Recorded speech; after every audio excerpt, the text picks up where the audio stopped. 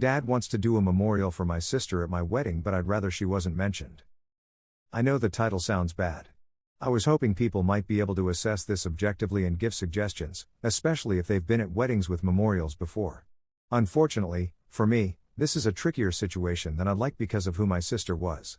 I'm changing small details to make it harder to identify this situation if anyone I know happens across it.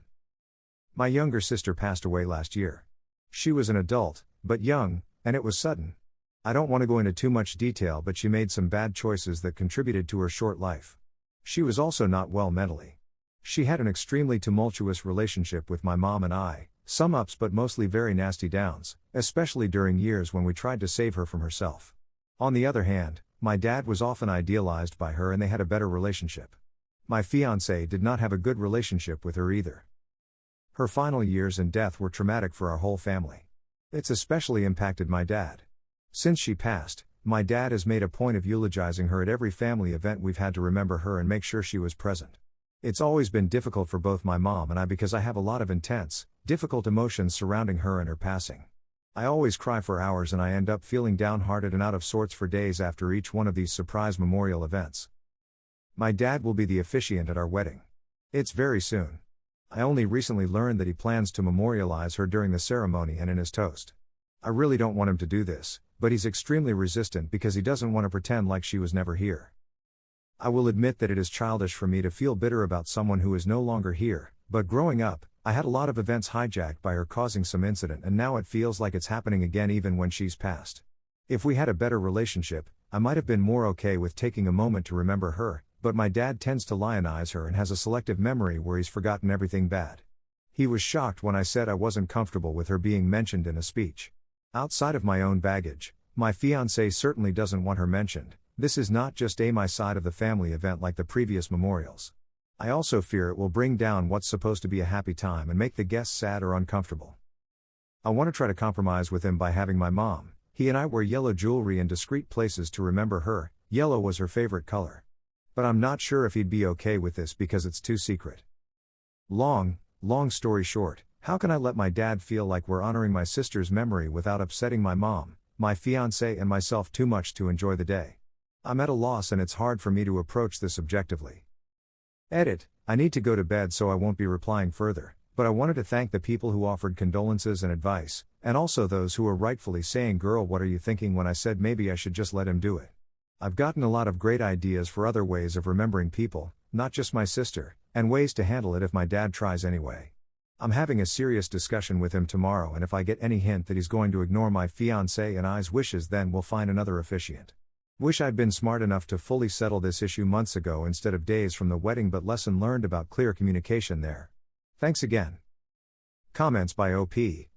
My mother and I have both tried to talk about how we process grief differently, especially given how difficult our relationships with my sister were. That's part of why I wasn't expecting him to do this at this event, because he did it for my birthday and I had to talk about how hard that was.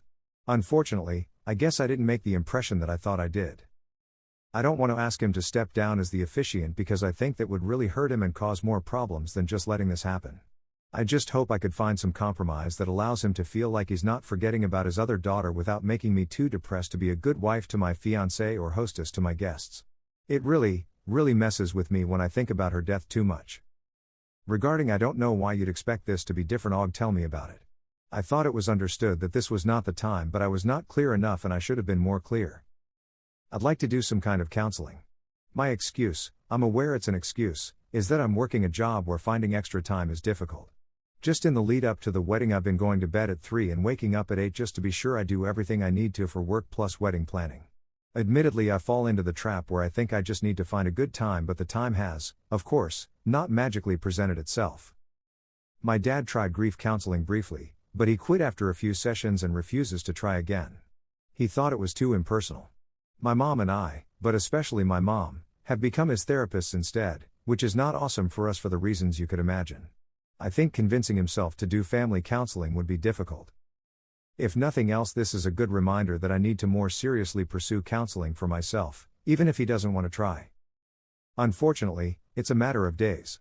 That's why I haven't just said he shouldn't officiate. Finding someone else this soon would be a bear, and the emotional turmoil of saying he can't officiate would I think make things even worse than letting him do the memorial speeches for a variety of reasons. He's also shown that he will just kind of do things to memorialize her even when he's not in an official position, so I think that wouldn't really stop him if he were determined.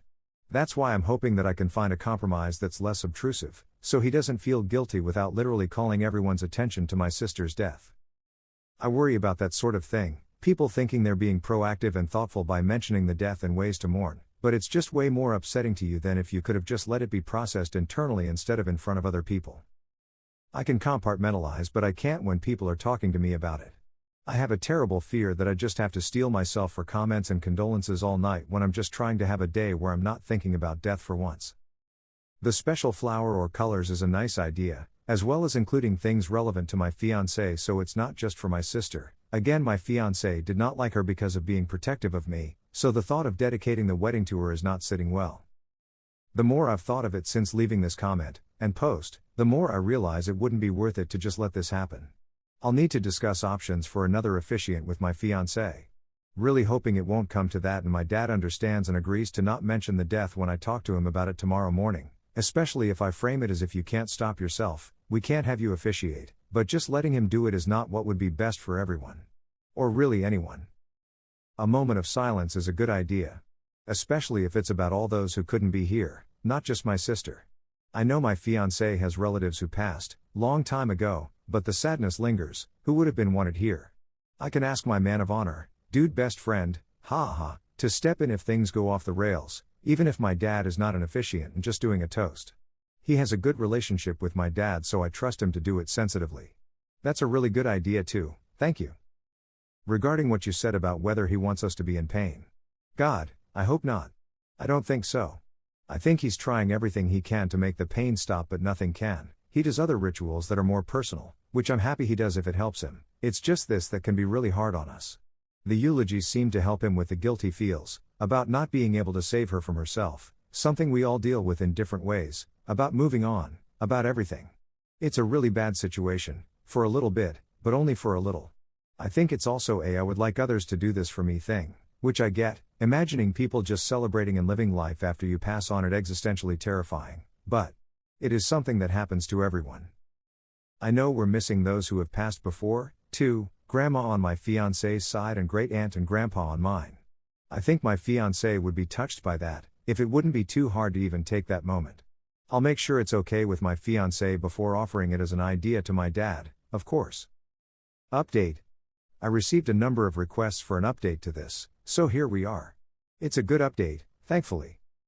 I spoke with my dad the morning after making the post.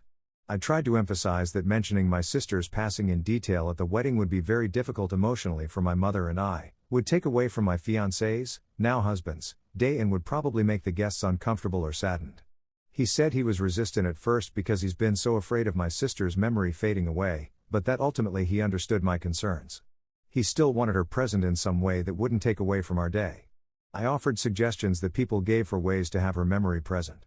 We decided to have a seat reserved for past loved ones at the ceremony, and an empty seat with a name tag for her at the wedding party's table during the reception dinner. My dad was the officiant as originally planned, and he gave a beautiful speech at the ceremony and a heartfelt toast that was focused on the joy of the day instead of the sadness of the past. As far as I'm aware, everyone at the wedding had a wonderful time and the only tears shed were happy ones. I know that there were multiple commenters who said my dad should be replaced as the officiant no matter what, but I'm glad I didn't do that. After the wedding was over, he gave me a big hug, crying because it meant so much to him that we trusted him to do the ceremony and how happy it made him to be such a big part of the wedding. It meant a lot to my husband and I, too. Moral of the story, sometimes it takes a few tries to get it right, but honest and heartfelt communication between everyone involved won the day here. Thanks again to everyone who left advice, comfort, well wishes and grandma hugs. Smile. I did not at all anticipate the interest in my post, but I'm grateful for everyone's comments even if I ran out of time to reply to everyone. In the end, it was a perfect wedding and I couldn't be happier with how it turned out. I hope you guys like this video. If you did, make sure like, comment, share and subscribe the channel Relationship Drama Stories.